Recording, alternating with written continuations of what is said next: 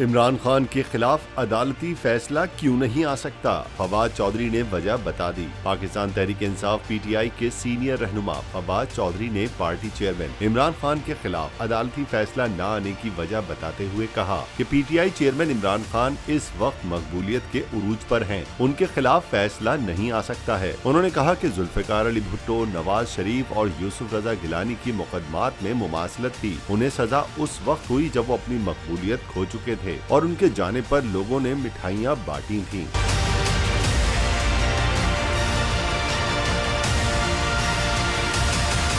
ان کا کہنا تھا کہ عمران خان اس وقت اپنی مقبولیت کی معراج کو چھو رہے ہیں، انہیں سزا نہیں دی جا سکتی۔ عوام میں عمران خان کی بے پناہ مقبولیت کے باعث سزا دینے والے یہ سوچنے پر مجبور ہیں کہ اگر ان کو سزا دی تو عوام کا رد عمل کیا ہوگا۔